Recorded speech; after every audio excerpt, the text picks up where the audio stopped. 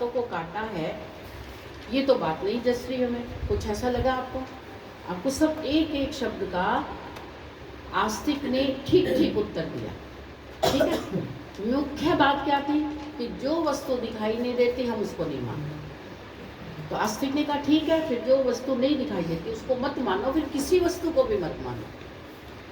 फिर आप ये बीटा गामा सत्व रजतम अणु परमाणु ये तो दिखाई नहीं देते, फिर इसको क्यों मानते हो? हमारे शरीर में अनेकों जीवात्माएं हैं, हमें दिखाई नहीं देगी वो। विषाणु के रूप दांत में कीड़ा लग जाता है, कितने सारे कीड़े, वो जीवात्मा, वो आत्मा ही तो है, चेतन तो है। वो सिर में जुएं पड़ गई वो भी चेतन है, ये तो हमें फिर भी दिखाई दे जाती है शायद। और हमारे किसी घाव में कीड़े पड़ गए वो भी शायद देख ले। कुछ ऐसे विषाणु है शरीर में जो दिखाई नहीं देते, वो आत्माएं तो है, चेतन तो है, उसकी उनकी सत्ता तो है। तो दूसरी बात कही कि आप उन चीजों को नहीं मानते। आप कहते हो कि खरगोश के सिर पे सींग, हम नहीं मानते इसको। भाई वो तो हम भी नहीं मानते। जिसका संसार में अभाव है, जो है ही नहीं, केवल कोरी कल्पना है, उसको ना तो आस्तिक मानता है ना नास्तिक मानता है। दोनों ही स्वीकार करते हैं कि वस्तु नहीं है। लेकिन जो भाव रूप में है, जिसका हम प्रतिदिन नाम लेते हैं, वो हमें वस्तु दिखाई नहीं देती, फिर भी हम मानते हैं। भूख को मानते हैं, प्यास को, ईर्ष्या को, द्वेष को, सुख को, दुख को, इन सब चीज़ों को मानते हैं। आत्मा को दिखाई देती है, सब मानते हैं आत्मा। नास्तिक भी मानेंगे, आत्मा दिखाई नहीं देती, फिर भी नास्तिक कहेगा कि इस शरीर में से कुछ ऐसी व्यवस्था, जो शरीर की व्यवस्था कर रहा था वो नहीं है, उसका नाम आत्मा रखे, कुछ भी रखे, दिखाई तो नहीं दिया हमें, ना उसको दिखाई दी, फिर वो कहता है तो सही, जो निकल गया है। तो आस्तिक ने अपना पूरा जोर लगाया कि ईश्वर नहीं है, और नास्तिक ने उसकी बातों को काट दिया कि या तो फिर आप किसी चीज़ को भी मत मानो जो दिखाई नहीं देती।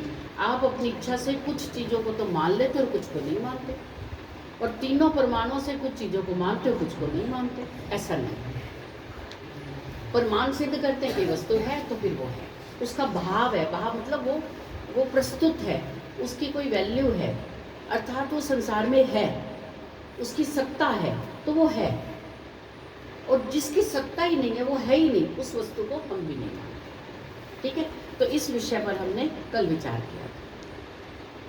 अब आप बताइए, ये तो हो गया एक बार ईश्वर की स्थिति। आपको कोई ऐसे लोग अज्ञानी टक्कर जाएं, कभी मिल जाएं, और वो कहते हैं हम तो वो उस ईश्वर को नहीं मानते जो नहीं दिखता, हम तो इस ईश्वर को मानते हैं कि ये जो मूर्ति में है। तो आप उनको सिद्ध कर दोगे ना? आपको वो सीधा ये कहेंगे कि वो दिखता तो है नहीं, हम क्यों माने? तो आप उनको बताओगे कि अच्छा ठीक है, चलो ईश्वर नहीं दिखता, आप मत मानो। तो जो चीज़ नहीं दिखती आप कुछ भी नहीं मानते। आप आगे ये प्रश्न होना चाहिए आपका, सबको आना चाहिए, पक्के हो जो दृढ़, है ना। हमने लड़ाई झगड़ा नहीं करना, हमने तो बताना है कि ईश्वर है, और ईश्वर को प्रेम प्यार से मान लो। नहीं मानते तो हमारे पास प्रमाण है, और यदि आप ईश्वर को नहीं मानते तो फिर आप कुछ भी मत मानो। आपकी दादा परदादा की 7वीं पीढ़ी के आप हो, वो 7वीं पीढ़ी को भी मत मानो, वो भी नहीं दिख रही, वो तो मान लेते हैं। किसी को क्या क्या देखो कि तुम्हारे पिता, वो कहे जी पिता तो हैं, कि दादाजी नहीं है, कि दादाजी थे ही नहीं तुम्हारे। तो ये तो एक गाली होगी ना कि पिता तुम्हारे थे ही नहीं, तुम कहाँ से आ गए थे। तो ऐसा नहीं कि कोई व्यक्ति अपनी मतलब से किसी चीज़ों को मान ले और किन्हीं चीज़ों को छोड़ दे, तो ऐसा तो नहीं, एक नियम है। शास्त्रार्थ करने के कुछ नियम है, नहीं है मैं ऐसे, शास्त्रार्थ करने के कुछ नियम होते हैं। ऋषि दयानंद ने बहुत से विद्वानों के साथ शास्त्रार्थ किए, तो उसके कुछ नियम थे। उन नियमों को दोनों पक्षों को मानना पड़ता है। यदि एक पक्ष मान रहा है, दूसरा नहीं मान रहा, तो फिर वो शास्त्रार्थ नहीं है। दूसरा पक्ष और पहले पक्ष में वार्तालाप हो रहा है, ठीक ठीक व्यवस्था चल रही है, चलते चलते जब दूसरे पक्ष ने देखा कि तो पहला पक्ष जीत जाएगा, तो उन्होंने उनकी बिना बात को सुने ही हो हल्ला कर दिया, हम जीत गए, हम जीत गए, हम जीत। वो बेचारे अकेले की बात नहीं सुनी, तो उन्होंने ये कह करके नहीं हम जीत गए, उन पर जूते बरसाए, उन पर मिट्टी फेंकी, और सब हम जीत गए करते बाहर निकले। और जो और श्रोतागण थे उन्होंने देखा कि जीत ही गए होंगे जब दो लोगों का वार्तालाप हो रहा। लेकिन यहाँ पर हमारे पास नास्तिक ये नहीं कह सकता मैं जीत गया, क्योंकि आस्तिक ने पूरे प्रमाण दे दिए कि ईश्वर है। अब आप ये बताइए अपनी बुद्धि से कि क्या संसार में कोई एक भी वस्तु ऐसी है जिसका कोई बनाने वाला ना हो? कोई ऐसा लगता है कि हाँ ये तो अपने आप बन गई? कुछ ऐसा फिर भी सोचो विचार, शायद कुछ ऐसा हो, मतलब सब चीज़ों के बनाने वाला कोई है, अपने आप नहीं बन गई। जैसे वैज्ञानिक लोग ये बिग बैंग थ्योरी बताते हैं, बिग बैंग थ्योरी हुई, ये हुआ, फिर वो क्या एक्सप्लोजन हुआ और फिर सब ये संसार बन गया। ऐसा ही तो आप लोगों ने पढ़ा है, हमने भी ऐसे ही पढ़ा। वो तो कहते हैं अपने आप बन गया, है ना। जैसे क्रिसमस डे पे क्या करते हैं, बच्चे सोते हैं, सुबह उठते हैं तो उनके सामने कोई टॉय पड़ा होता है, कहते हैं जी वो बाबा जी देंगे, क्या सेंटा देंगे, अपने आप देंगे। कब देंगे पता नहीं, अपने आप देंगे, रख गए तुम्हारे साथ। कह सकते हैं? नहीं सकते हैं।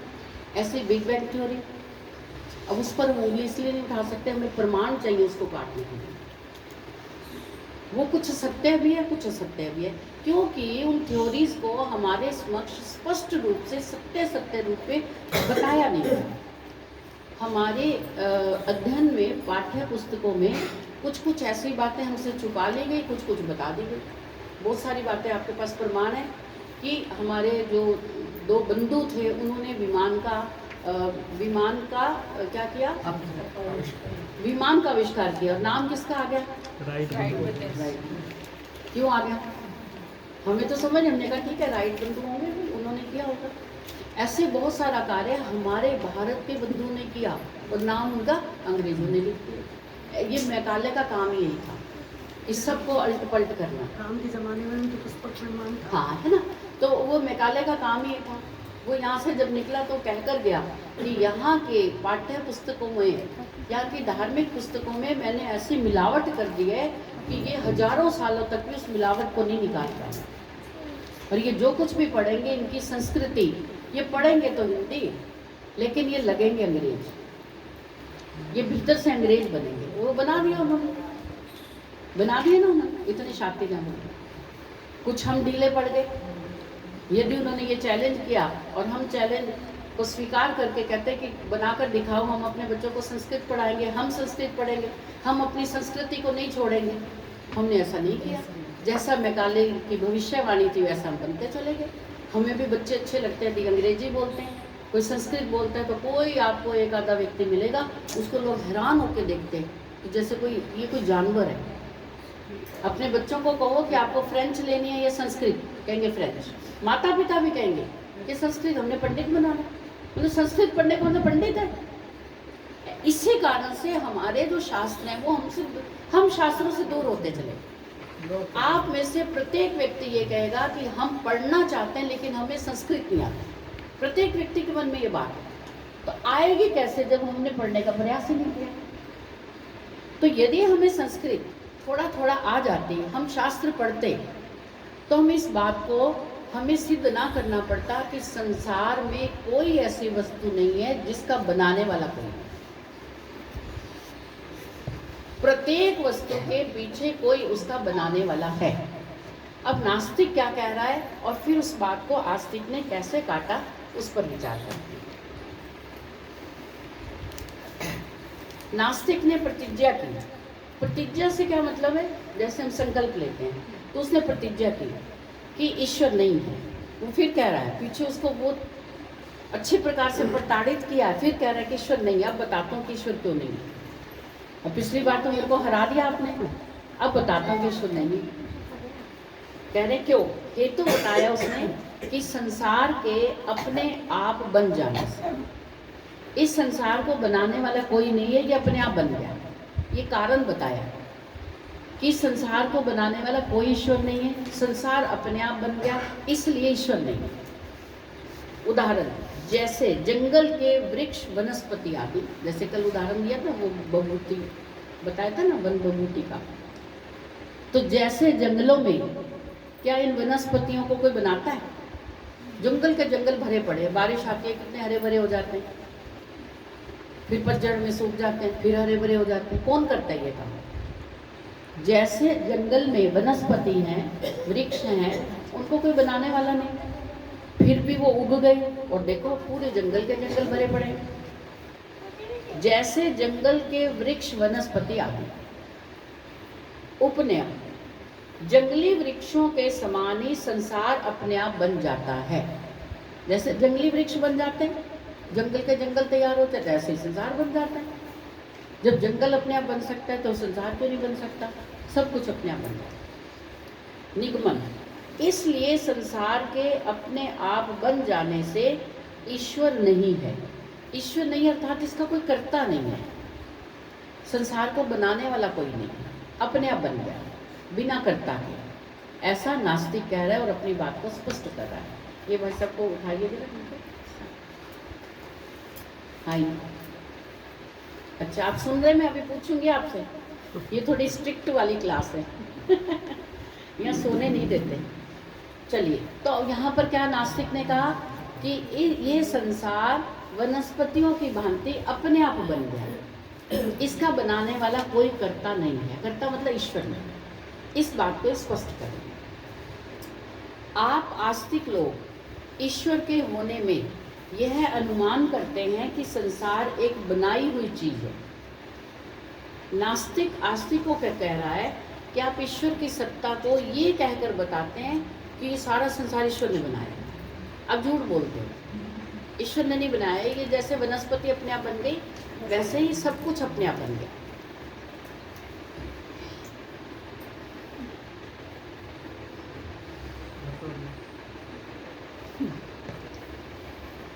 संसार एक बनाई हुई चीज है, यह बिना किसी के बनाए बन नहीं सकती। इसलिए जो इसका बनाने वाला है वही ईश्वर है। नास्तिक है भाई, आप लोग ऐसा कहते हो। नास्तिक कह रहा है कि आप लोग ये कहते हो कि संसार में बिना बनाए कोई वस्तु नहीं बनती, इसलिए इस जगत को, संसार को बनाने वाला ईश्वर है। हम आपको ये कह रहे हैं कि जैसे वनस्पति अपने आप बन गई, जंगल के जंगल भरे पड़े हैं, जैसे जंगल अपने आप बन गए वैसे संसार भी बन गया। लेकिन आपके दिमाग में तो ये है कि कोई भी वस्तु अपने आप नहीं बनती, इसलिए ये संसार ईश्वर ने बनाया। आपकी इस बात में कोई बल नहीं है। आस्तिक को नास्तिक कह रहा है, क्योंकि हम स्पष्ट ही देखते हैं कि प्रतिवर्ष, अब और चीजें बता रहा है कि बिना बनाए कितनी सारी चीजें बनती हैं।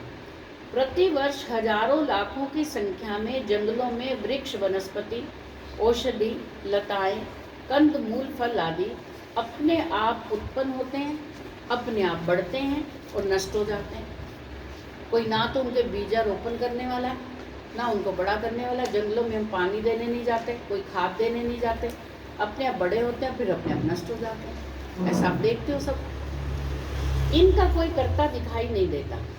वैसे ही संसार में जो हमें सूर्य, चंद्रमा, नक्षत्र, तारामंडल, आकाश गंगा, ये सब कुछ जो दिखाई दे रही है अपने आप है। वैसे ही संसार के पृथ्वी, सूर्य, चंद्रमा आदि पदार्थ अपने आप बनते हैं, चलते हैं और नष्ट हो जाते हैं। वे अपने आप बन गए, जितनी उनकी आयु अपने आप थोड़ा काम वाम किया और फिर समाप्त हो गए। इनको बनाने चलाने के लिए किसी कर्ता की आवश्यकता ही नहीं है, इसलिए आपका काल्पनिक ईश्वर असिद्ध है। वे ऐसे आपने कल्पना कर रखी। आस्तिक लोग ऐसे ऐसा कहते हैं, कहते हैं आप नास्तिक लोग ऐसा कहते हैं कि आप आस्तिकों ने ईश्वर नाम की कल्पना कर ली है कि एक है ऐसा ईश्वर जो इस संसार को बनाता है, जो आपके कर्मों का फल देता है। वैसे कोई नहीं है। कि आप ईश्वर की कल्पना इसलिए की कि आप उससे डरते रहो, आपको डराया जाता है ईश्वर के नाम पर, और आपको डराया जाता है तो फिर आप अच्छे कर्म करोगे। वो कह रहे हैं कि कोई ईश्वर है नहीं। ठीक है, अब ये बात समझ आ गई कि आस्तिक का प्रश्न क्या है कि ईश्वर की कल्पना आपने बिना कारण से की है कि इस संसार को ईश्वर ने बनाया है। जैसे वनस्पति इत्यादि अपने आप बनते हैं, वैसे ही ये संसार, सूर्य, चंद्रमा, नक्षत्र, तारामंडल, ग्रह, उपग्रह अपने आप बनते हैं, चलते हैं और समाप्त हो जाते हैं। जब उनका ह्रास होना होता है तो समाप्त हो जाते हैं। तो आपके ईश्वर ने कुछ नहीं। अब सुनिए आस्तिक का, नास्तिक का प्रश्न समझ आ गया। उसका एक स्थिर, एक क्या बोलेंगे उसका, प्रतिज्ञा, उसकी स्टेटमेंट है ना, उसने स्टेटमेंट दी है कि मेरी ये स्टेटमेंट है, हम ऐसा मानते हैं। अब देखिए आस्तिक नास्तिक की बात को क्या कहकर काट सकता है। पहले आपके पास कोई काट है? आपको कोई नास्तिक ऐसा कहे तो आप उसको क्या जवाब देंगे? बिना बनाए कोई चीज नहीं बनती। ये तो हो गया, ये तो एक बात हो गई। उदाहरण देकर बताओ। अगर जड़ी बूटियों की वहाँ पे से उस चीज़ की उसकी वो हटा दी जाए तो वहाँ पे वो जड़ी बूटियाँ कभी भी उत्पन्न नहीं हो सकती। नहीं, अच्छा उनको हटा दिया जाए, जंगल को काट दिया जाए, फिर जड़ी बूटियाँ उत्पन्न उस तरह की चीज़ें वहाँ नहीं नहीं उत्पन्न होंगी। अगर तो एक तो जड़ी बूटियाँ वहाँ पर कैसे उत्पन्न हुई? उनके बीज उसमें थे। हाँ बिल्कुल सही। बीज के बिना वृक्ष नहीं हो सकता, मूल के बिना कैसे होगा? हाँ जी बोलिए। हाँ आप बोलिए। अगर वर्षा नहीं होती तो भी वृक्ष नहीं बनते, जंगल नहीं होते, और अगर मतलब धूप नहीं होती, सूर्य का प्रकाश नहीं होता, वो तो बाद की बात हो गई। मान लो वर्षा भी है, धूप भी है, सब कुछ, और बीज ही नहीं है। हाँ, बीज भी सबसे पहले तो बीज है। बीज तो हो गई। है ना? वो उन्होंने बिल्कुल ठीक कहा, बीज के बिना वनस्पतियां नहीं बन सकती। तो बीज क्या हो गया? मूल हो गया, बीज कर्ता हो गया।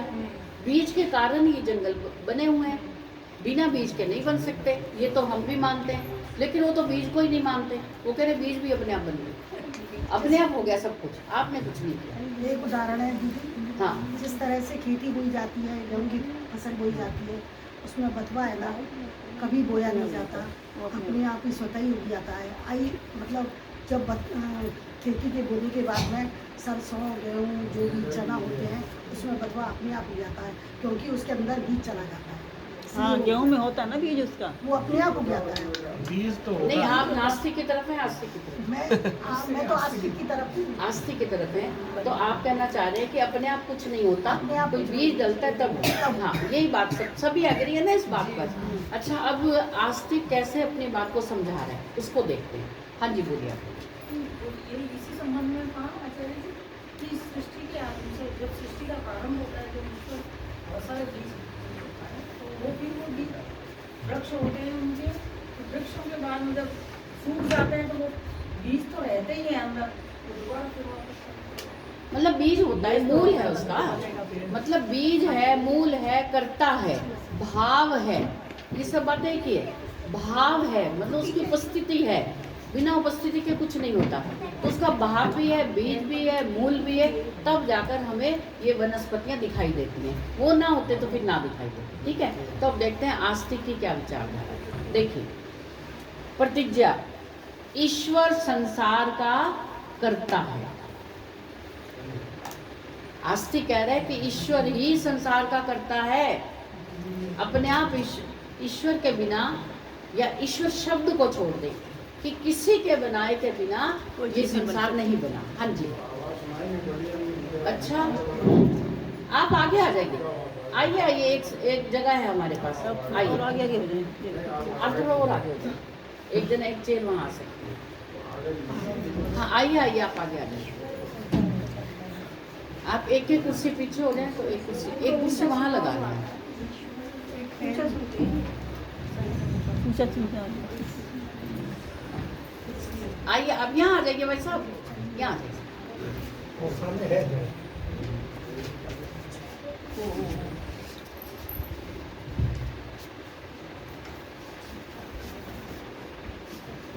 जिनको ऊंचा सुनता है वो आगे आ जाए। एक एक कुर्सी आप पीछे दे, एक और कुर्सी।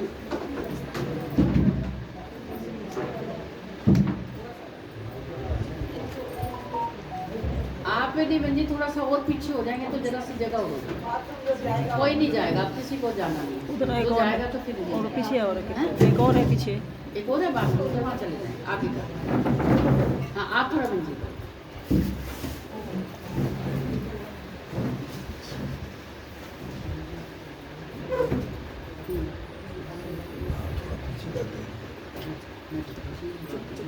ठीक है ठीक है। अच्छा सुनिए, आस्तिक ने प्रतिज्ञा की कि संसार को बनाने वाला कोई कर्ता है। अब कर्ता ईश्वर है, वो तो अंडरस्टूड है। अभी उसको आस्तिक को नहीं, नास्तिक को नहीं बता रहे कि वो ईश्वर है। वो कह रहे कि संसार को बनाने वाला कोई कर्ता है।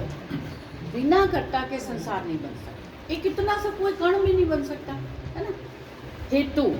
हेतु क्या दिया कि पृथ्वी, सूर्य आदि कार्य वस्तुएं बिना कर्ता के अपने आप ना बन सकने के कारण, एक इतना कण भी अपने आप नहीं बनता।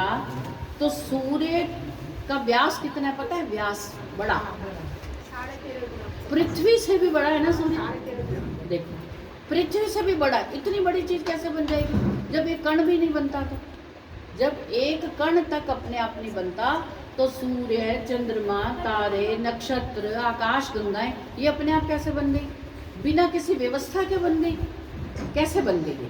तो उन्होंने हेतु दिया कि पृथ्वी, सूर्य आदि कार्य वस्तुएं बिना कर्ता के अपने आप ना बन सकने के कारण उनका कोई कर्ता है, कोई बनाने वाला है। उदाहरण, घड़ी, टेप रिकॉर्डर, मकान आदि के समान कोई भी पदार्थ, ये घर बना, ये पुस्तक बनाई, पेन बना, गिलास बना, इन्हीं को हम देखकर उदाहरणों से कह सकते हैं कि ये अपने आप नहीं बन सकते हैं अपने आप। छोटी कोई माइंड में आपके आता है कि कोई वस्तु अपने आप बन गई होगी? आता ही नहीं। अब मैं विचार करती रही, जब मुझे ये अभी पढ़ाना था मैं सोचती रही आंखें बंद करके, कुछ थोड़ा सोचे, शायद कोई वस्तु अपने आप बन गई है, अपने आप हो गई हो, अपने आप उत्पन्न हो गई, अपने आप, बिना बीज, बिना कारण के, बिना मूल के। कोई दिखाई नहीं, कोई समझ ही नहीं आई बात। तो उन्होंने कहा कि जैसे संसार में हम भौतिक वस्तुओं को देखते हैं, चाहे वो छोटी से छोटी है, चाहे बड़ी से बड़ी, उसका कोई बनाने वाला अवश्य है, कोई कर्ता अवश्य है। उदाहरण बता दिया उपनय। जैसे घड़ी, रिकॉर्डर, मकान आदि कार्य वस्तुएं बनाई जाती हैं, वैसे ही पृथ्वी, सूर्य आदि कार्य वस्तुएं भी बनाई जाती हैं। जैसे संसार में ये वस्तुएं बनाई जाती हैं, वैसे ही सूर्य, चंद्रमा, नक्षत्र भी बनाए गए हैं अपने आप में। उनमें कोई सामर्थ्य नहीं है जड़ वस्तु में। ये जड़ वस्तु है, जड़ वस्तु में कोई सामर्थ्य नहीं कि अपने आप बन जाए। विचार करके देख लो, घर में हमारे कोई वस्तु अपने आप बनी क्या? नहीं बनी ना। जड़ वस्तुओं की बात हो रही है। कोई भी ये कार्य वस्तुएं अपने आप नहीं बन सकती बिना बनाने वाले बिना, और कौन सा बनाने वाला हो? चेतन। बिना चेतन के ये जड़ वस्तुएं अपने आप नहीं बन सकती। टस से मस नहीं हो सकती। बाहर आप सबकी गाड़ियां खड़ी हैं, अपने आप हिल जाएंगी क्या वो? चाहे करोड़ों रुपए की गाड़ी हो, आप चेतन को उसको हिलाना पड़ेगा। अपने आप कुछ नहीं होता, अपने आप चल रही है, अपने आप हो रहा है कुछ, ऐसा नहीं। निगमन।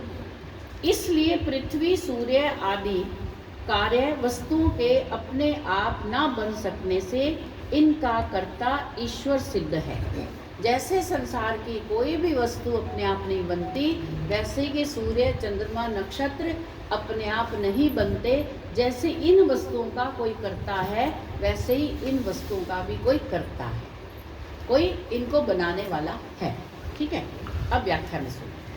पहले यह विचारने का विषय कि क्या कोई कार्य वस्तु अपने आप ही बन जाती है या किसी कर्ता के द्वारा बनाने से बनती है? ये तो स्पष्ट है, आप सभी का यही विचार है कि बिना बनाए कोई वस्तु नहीं बनती। ठीक है, कर्ता, उसका एक कर्ता होना चाहिए, उसका मूल होना चाहिए। जैसे कर्ता का मतलब है उसका बनाने वाला, मूल का मतलब है उस वस्तु को प्रकाशित करने वाला। जैसे बीज है, अब बीज को कहेंगे कि कर्ता है, तो कर्ता शब्द को हम चेतन के साथ जोड़ देते हैं, तो बीज है मूल। तो ये मूल होना चाहिए, तब वो वृक्ष बन पाएगा। ठीक है, बिना मूल के, बिना कर्ता के कोई वस्तु नहीं बनती। संसार में हम प्रत्यक्ष देखते हैं कि मकान आदि कार्य वस्तु के लिए मिस्त्री, मजदूर यानी कि निमित्त कारण। कितने कारण हैं संसार में? कितने कारण हैं? उपादान, निमित्त, तीन कारण। कौन कौन से? निमित्त, उपादान, साधारण। निमित्त कारण, उपादान कारण और साधारण कारण। सब किसको नहीं पता हाथ उठाएं? हाँ, ठीक है, कुछ लोगों को इन तीन कारणों के संबंध में नहीं पता। ये तीन, किसी भी वस्तु के होने में तीन कारण होना आवश्यक है। कोई भी पदार्थ, वस्तु आपको दिखाई दे रही है, उसके पीछे ये तीन कारण अत्यंत आवश्यक है। यदि ये तीन कारण नहीं है तो वस्तु नहीं बन सकती। तीन कारण है। पहला कारण क्या है? निमित्त कारण। निमित्त। निमित्त से क्या तात्पर्य है? ईश्वर जो बनाने वाला, कर्ता। बनाए बिना कोई वस्तु ना बने। ठीक है। जिसके बिना बनाए वस्तु कोई ना बने वो क्या है? निमित्त कारण। तो निमित्त कारण कितने हैं? दो दो कारण। कौन कौन से? ईश्वर एक पुरुष पुरुष दोनों पुरुष हैं, और ईश्वर आत्मा। एक ईश्वर और एक आत्मा। ठीक है।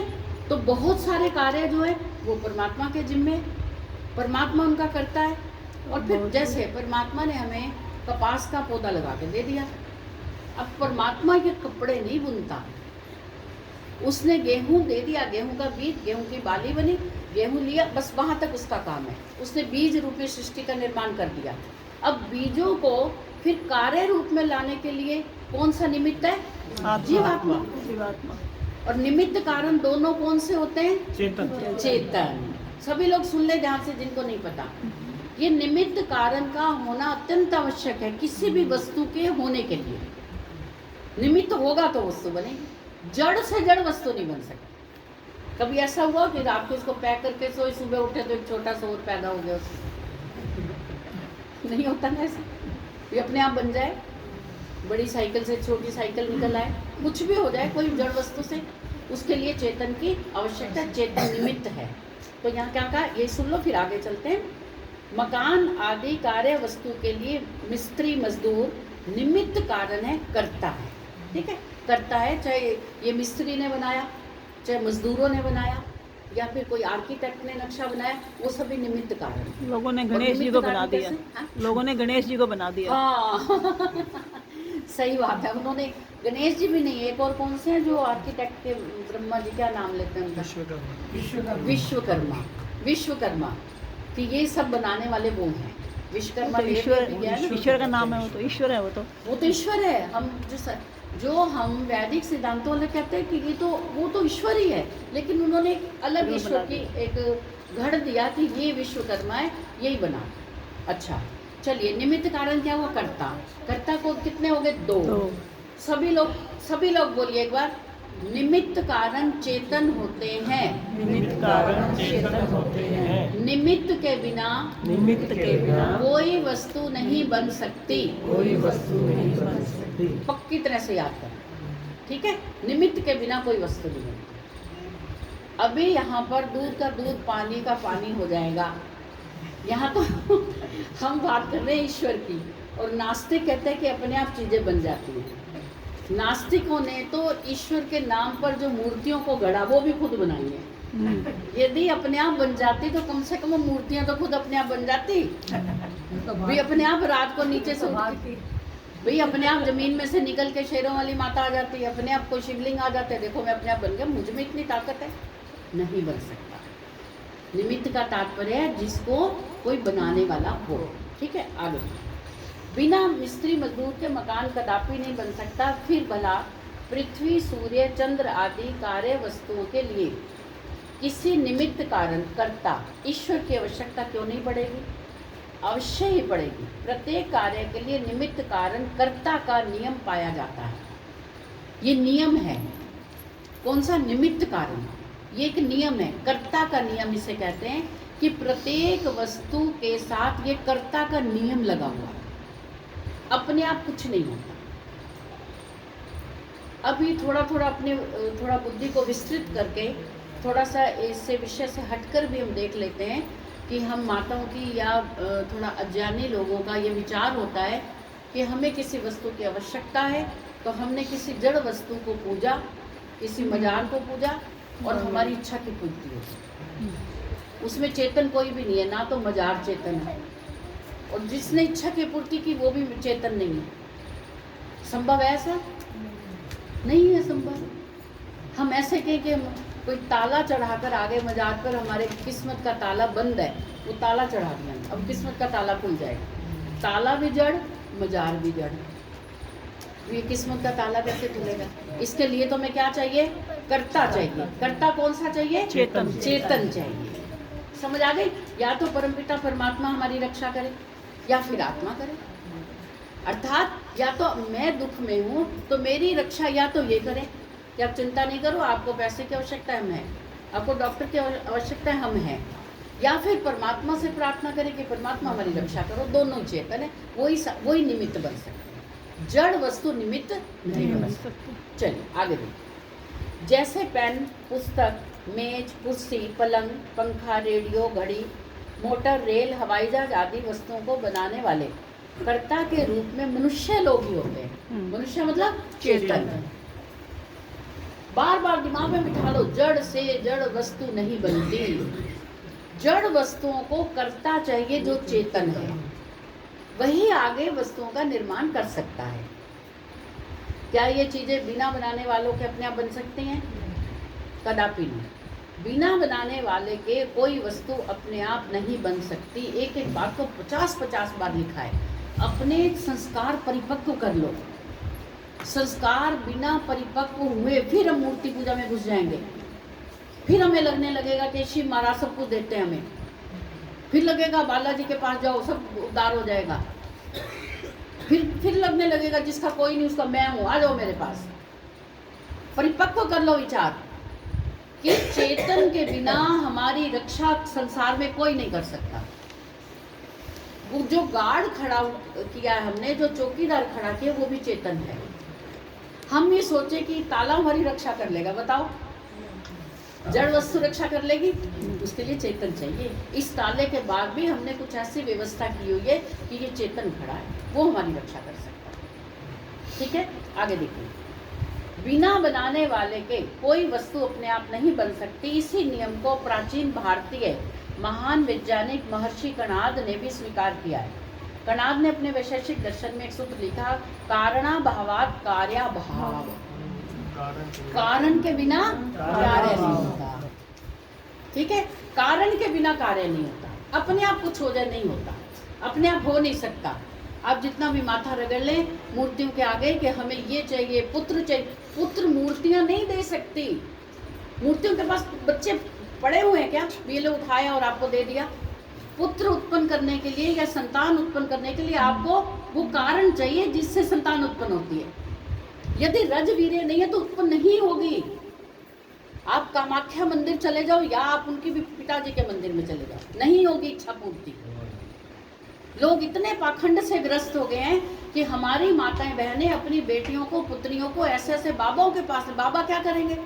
बाबा के पास कारण है संतान उत्पत्ति का। जड़ वस्तु से संतान उत्पन्न नहीं हो सकती, चेतन से ही होगी। थोड़ा बुद्धिपूर्ण विचार कीजिए। ये जो भी संसार में पाखंड फैला हुआ है उसका कारण हम हैं। ये बाबा लोग नहीं है। बाबा लोगों के पास हम जाते हैं तो कारण बन गया। हमें समझ आनी चाहिए बात कि हमें किसी चीज की आवश्यकता है तो वो चेतन दे सकता है। बाबा जी चेतन है, वो देंगे आपको कारण। चाहते हो क्या ऐसा? नहीं चाहते तो फिर ठीक प्रकार से वैद्य के पास जाओ, उसकी औषधि करो। हो सकता है कि आपके भीतर वो शक्ति नहीं है, वो आपका रज और वीर्य, वो उपजाऊ शक्ति उसमें नहीं है, शांत हो जाओ। नहीं है तो कोई बात नहीं, तो रोग लग सकता है। हमें जन्म से हमारे बच्चों को रोग नहीं लगे क्या? हमें रोग नहीं लगे? डायबिटिक पेशेंट के बच्चे को डायबिटीज हो जाती है, अनुवंशिक बीमारी है ये। यदि संतान उत्पन्न नहीं हो रही तो ये बाबा लोग तो चेतनता से संतान उत्पन्न करेंगे, ऐसे नहीं करेंगे, ऐसे नहीं होगी। इसलिए इस पर विचार करें।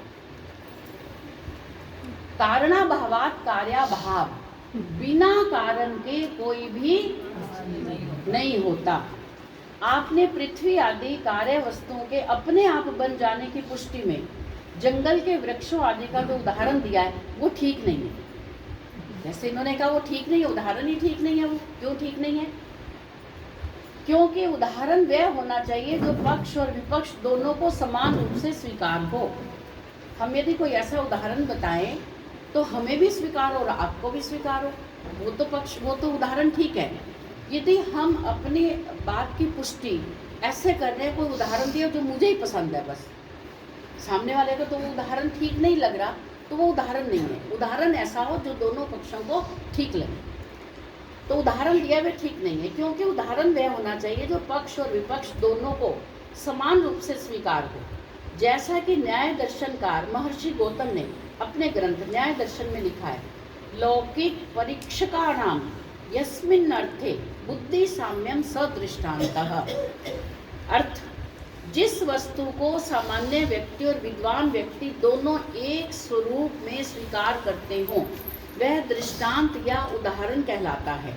जैसे अग्नि जलाती है, इसे सब मानते हैं, आप भी मानते हैं, हम भी मानते हैं। तो यहाँ पर दर्शनकार ने क्या कहा कि उदाहरण या दृष्टांत ऐसा होना चाहिए जो विद्वान लोगों की भी सहमति हो और सामान्य लोग भी जाने। मान लो एक विद्वान अपनी बात की पुष्टि बड़े बड़े सूत्रों से कर रहा है, वो सामान्य व्यक्ति तो जानता ही नहीं, वो तो चुप हो जाएगा, जी आप तो संस्कृत में बोल रहे हो, आप ठीक हो, वो तो हार मान लेगा, जी आप ठीक कर रहे हो। तो ऐसा उदाहरण नहीं होना चाहिए। उदाहरण ऐसा होना चाहिए जो सामान्य व्यक्ति की बुद्धि में भी ये बात आवे। जैसे अग्नि जलाती है, सूर्य उदय होता है, चंद्रमा अस्त होता है, सूर्य किस दिशा से निकलता है वो सबको पता है ना। जल शीतल होता है, अग्नि ताप देती है, अग्नि प्रकाश देती है, इसको सभी स्वीकार करते हैं।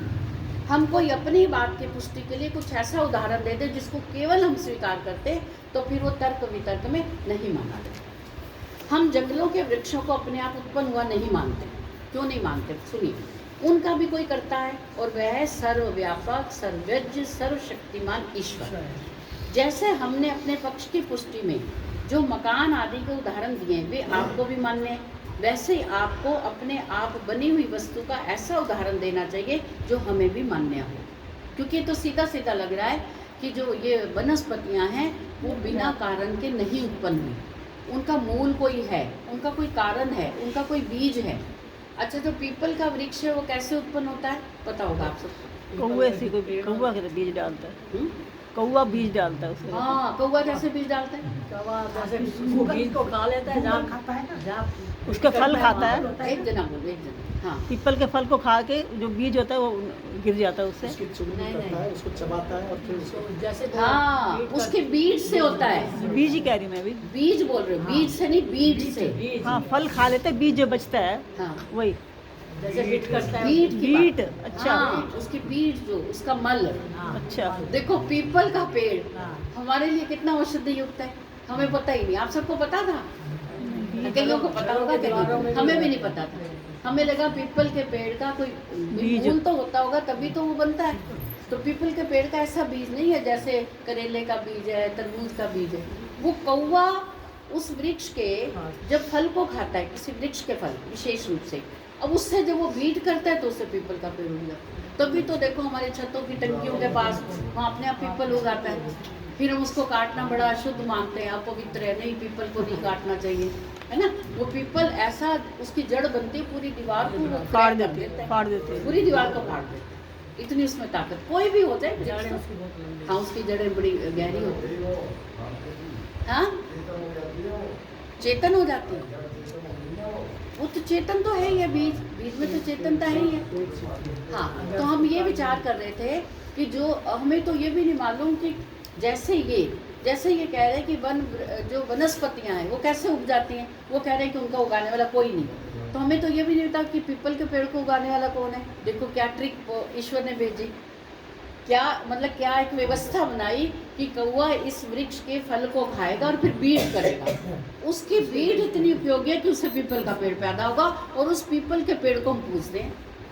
हमारे लिए इतना वो ऑक्सीजन, दिन रात ऑक्सीजन देता है, और उसका बीज क्या है? कौवे की बीज। तो ऐसे ही जो वनस्पतियां हम जंगल में देखते हैं ऐसे ही तो उत्पन्न हुई होंगी। हम नहीं जानते ना, हमें हर एक वनस्पति के बारे में नहीं पता। इतनी औषधि युक्त जंगल भरे पड़े हैं, हमें नहीं पता। पीपल और बड़ एक ही है। है? पीपल और बड़ नहीं, बड़ अलग है। अलग अलग हाँ, बड़। पीपल के तो पीपल का पेड़ ही ऐसा है जो दिन रात ऑक्सीजन देता है। तो वो देता तो ऑक्सीजन है, और हम लोगों ने डर के मारे क्या कहा कि रात्रि को पीपल के पेड़ के नीचे मत जाया करो, भूत आते हैं। होते हैं, है ना। ऐसा हमने कहा ना, ऐसा मत की। तो फिर ऐसे ही एक गंती चल पड़ी, नहीं। ऐसे सब। मैडम बड़ के लिए कहते हैं। नहीं बड़ के नहीं, लिए कहते पीपल के लिए कहते हैं कहते हैं। क्योंकि बड़ में ऑक्सीजन नहीं निकलती है। अच्छा। रात को कार्बन डाइऑक्साइड बनती है। वो घना पेड़ होता है, ठीक है। घना पेड़ होता है तो वहाँ पे ऑक्सीजन की कमी हो जाती है, और ऑक्सीजन कमी होने के कारण वहाँ पे कोई आदमी अगर रहा है तो वो डेथ हो जाती है उसकी। इसलिए वो डरते हैं और उसकी भूत होते अच्छा, हैं। तो बड़ वो- के नीचे नहीं पीपल को बोलते। भी अच्छा, मुझे पीपल कहते का हैं, सुना, मैंने पीपल पीपल को भी कहते हैं। हाँ, ऐसा सुना हुआ था। पीपल हो सकता है, बड़ का भूत। हाँ। हमें सब कुछ तो नहीं पता ना। आप लोगों को कुछ पता है, कुछ हमें पता है, कुछ इनको पता है। हम सोचे कि ऋषि दयानंद से पूछा किसी ने कि आप सबको जानते हो, नहीं। कुछ उनके विरोधी थे तो उन्होंने कहा अब फंसाएंगे इनको विद्वान को। हाँ। तो उन्होंने कहा आप सबको जानते हो? कहते नहीं कुछ जानता भी हो कुछ नहीं नहीं भी जानता। कहते नहीं सही बताओ। कहते नहीं कुछ जानता भी हूँ, जितनी मुझे समझ है मैं जानता हूँ, जिन विषयों को मैंने नहीं पढ़ा मैं नहीं जानता। तो बेचारे मुंह देखने लगे कि अभी तो यदि ये कहते मैं सब जानता हूँ तो हमने कहना था बड़ा इनकार है, और यदि ये कहते नहीं मुझे पता तो हमने कहना था काय के ऋषि हो, तुम्हें कुछ पता ही नहीं है। तो हम सब में यही स्थिति है, हम किसी किसी विषय में बहुत कुछ जानते हैं, किसी में कुछ नहीं जानते। अभी तक हमारी जानकारी थी कि पीपल के पेड़ के नीचे भूत रहते हैं, अब हमें बड़ का पता लगा। अच्छी बात है। हाँ ऐसा लोग कहते हैं ना। भूत नहीं रहते, ऑक्सीजन उसका लक्ष्मी नहीं रहती है, रहता। शाम को लक्ष्मी होती है उसमें, पीपल के पेड़ अच्छा में। लक्ष्मी भी वहाँ रहती है? हाँ, उसमें वास होता है लक्ष्मी का। विष्णु जी कहाँ गए फिर? अच्छा फिर तो विष्णु जी नहीं, भी नहीं, होंगे। नहीं। पीपल में ऐसे फ्लैट हैं, एक में लक्ष्मी एक में भूत नहीं नहीं, है। उसी में मतलब वास होता है। अच्छा अच्छा नारायण लक्ष्मी का। और शाम यही को तो डॉक्टर कहते चल रहा हैं- है। ठीक है, चलिए ठीक है। ऐसे हमारी भ्रांतियाँ हैं। इसमें मैं थोड़ा सा बोल दूं? हाँ जी बोलिए। पीपल के अंदर लक्ष्मी बोलते हैं, क्यों बोलते हैं? क्योंकि क्योंकि वो हमारे लाभ है। वहाँ पे ऑक्सीजन बहुत बहुतायत मिलती है, आदमी स्वस्थ रहता है सब तरह से। अब आजकल तो उसको वो कर दिया कि पेड़ के वो लगा दोगे तो हाँ। भी लक्ष्मी होगी, लेकिन वो नहीं है। वो ये है कि पीपल के पेड़ का अपन को वो करना चाहिए, टाइम देना चाहिए वहाँ पे। तो उससे हमको ये है।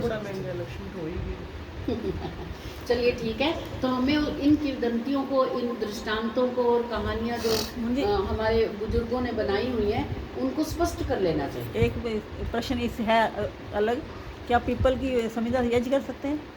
आम की संविदा कहा गया है, बाकी पीपल की आम नहीं। की संहिता लिखा गया, उसमें गुल्लर की और भी कई पीपल के भी लिखी हुई है। हाँ पीपल के भी लिखी हुई है। अच्छा, ये जो आप सब जो कह रहे हो कि हमने ऐसा सुना है ऐसा सुना है, एक कक्षा इसकी भी रखी है, ठीक है? तो उस कक्षा में आप ये नहीं समझना कि ये हमें कहा जा रहा है, ऐसा नहीं। किसी प्रकार का पाखंड एक व्यक्ति से नहीं चलता, फिर वो धीरे धीरे आपके जो दुर्गुण है वो आपके बच्चों में आएंगे, फिर उनके बच्चों में आएंगे, फिर आपकी पूरी पीढ़ी में आ जाएंगे। तो उन दुर्गुणों को हटाना भी एक तरह से बुद्धिमता है। अपने जीते जी इन दुर्गुणों को अपने से दूर कर दो। ये हमारे लिए कोई लाभदायक वस्तु नहीं है। ज्ञानपूर्वक उस बात को स्वीकार करो।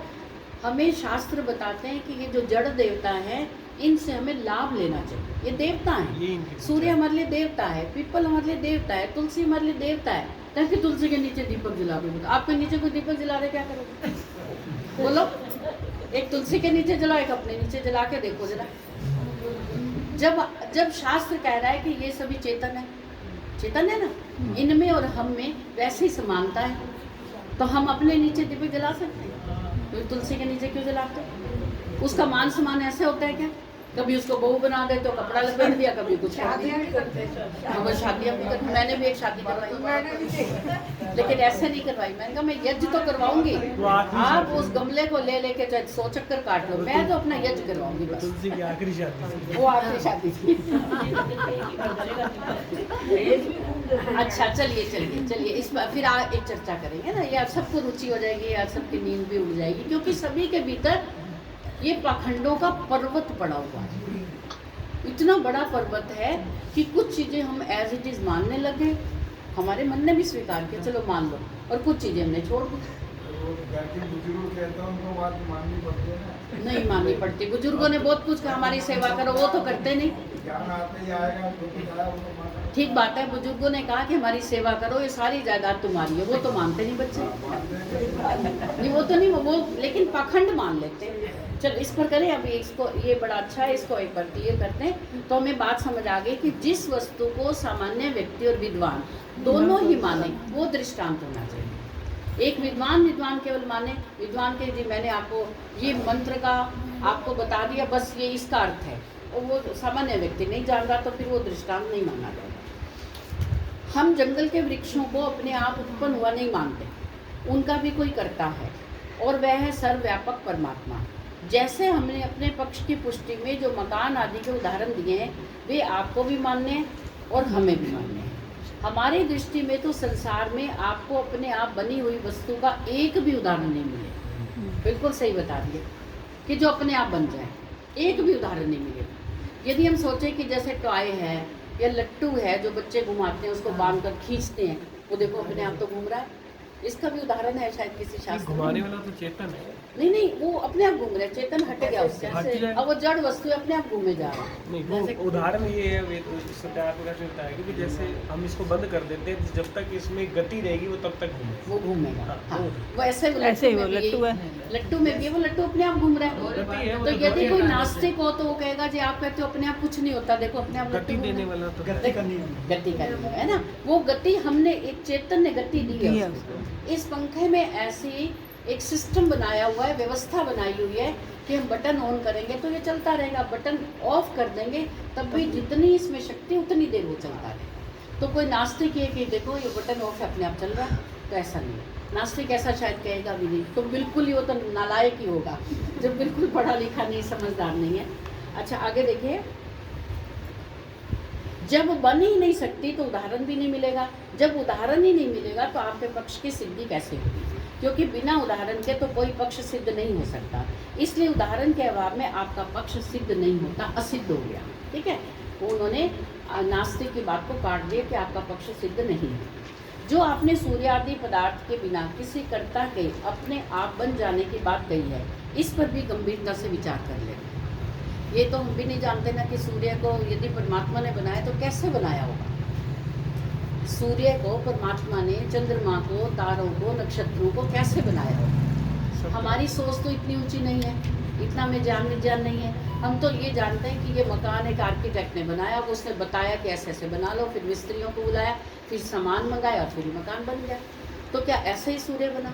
अघमर्षण मंत्र मेरे ख्याल में सहज भाव से बना दिया उसने। हाँ? अघमर्षण मंत्र मैंने सहज भाव से बना दिया उसने। सहज भाव से बना दिया, तो वही बता रहे। हाँ जी बोलिए। अपने सामर्थ्य से परमपिता परमात्मा ने बना संसार को दिया रचा। अपने बल सामर्थ्य अपनी क्रिया से सहज भाव, उसके लिए कोई विशेष बात बल नहीं लगाना पड़ा उसको। सूर्य को बनाना को ये नहीं था कि वो हो हल्ला करता, बाकी देवताओं को बुलाता भी आ जाओ एक सूर्य बनाए।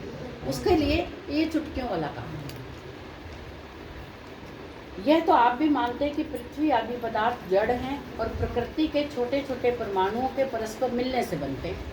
ये तो हम जब सृष्टि की उत्पत्ति जब हम उस विषय में पढ़ते हैं तो हमने क्या पढ़ा, सत्व रज तम, 3 प्रकार के परमाणु हैं और वो परमाणु आपस में मिलते हैं। कितने परमाणु किस मात्रा में मिलते हैं, कौन सा परमाणु मिलता है, वो एक अलग बात है, लेकिन वो मिलकर ही सृष्टि की रचना करते हैं, है ना। ये सब परमाणु भी जड़ है, इनमें ज्ञान या चेतना तो है नहीं, अब वो मिल कैसे जाते हैं फिर? मिलाने वाला चेतन। हाँ, सत्व रज तम अपने आप तो नहीं मिल जाते।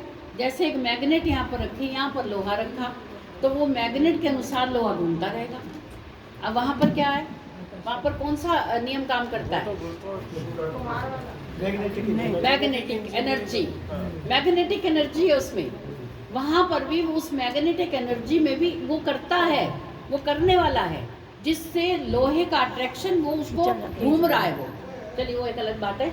ये सब परमाणु जड़ हैं, इनमें ज्ञान या चेतनता तो नहीं है, फिर भी ये स्वयं आपस में मिलकर पृथ्वी आदि के रूप में कैसे बन जाते हैं, इस संबंध में 4 पक्ष हो सकते हैं।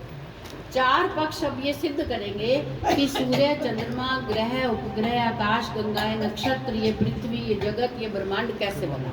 इसके लिए 4 पक्ष आस्तिकों ने रखे हैं। अभी फिलहाल विराम देते हैं, कि काफी बीच में हो जाता है ना। हाँ, अब आराम कीजिए। नहीं, थोड़ा कुछ नहीं, ठीक हूँ मैं, मतलब बोलने से ना यहाँ थोड़ा सा दर्द है। नहीं, आप थोड़ा सा अपना थोड़ा चक्कर वक्कर काटो, 5-7 मिनट में वापस आना। अब रेस्ट करो मुनि जी। थोड़ा ब्रेक है। ओ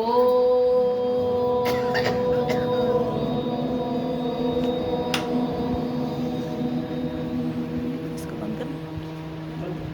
परमपिता परमात्मा का धन्यवाद। आप सब